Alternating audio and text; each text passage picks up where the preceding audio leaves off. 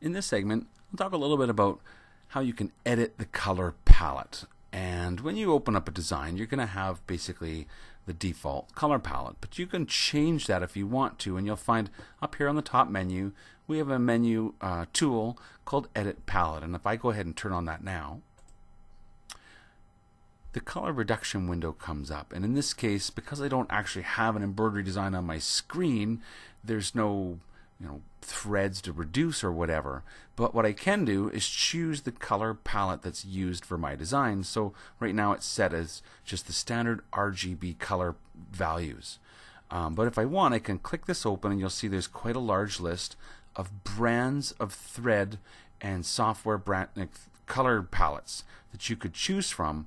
And so you need to decide what thread or color palette you like to use.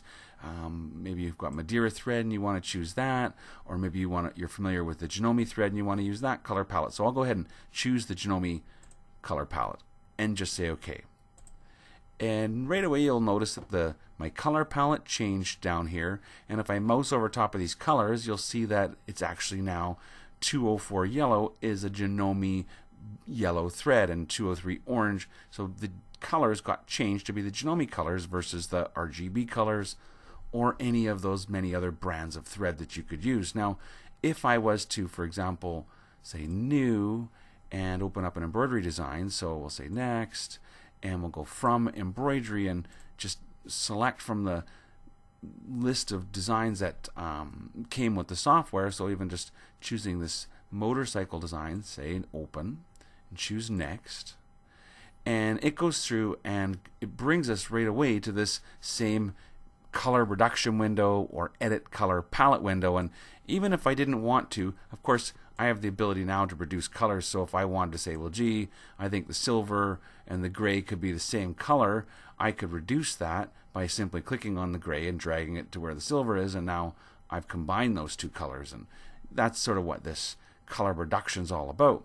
But you also have the ability to change your color palette. So if I said right off the bat, well, I don't want to go with the RGB, I like to use whatever brand of thread you want to. As you can see, there's quite a large list. Maybe I'll choose the Robeson Anton. They have different lines of thread, and so I'll choose this one.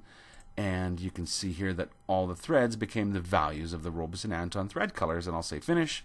And so now my design is opened up, and all of the colors that are in the design are going to quote the Robeson Anton colors. And the same thing, if I go in now and look at my file and then my print options, when I say print, it's going to print my design showing me the Robeson Anton printing values. So now I've got my printing window, and I'll just size this to fit the desktop that we're working on here a little bit.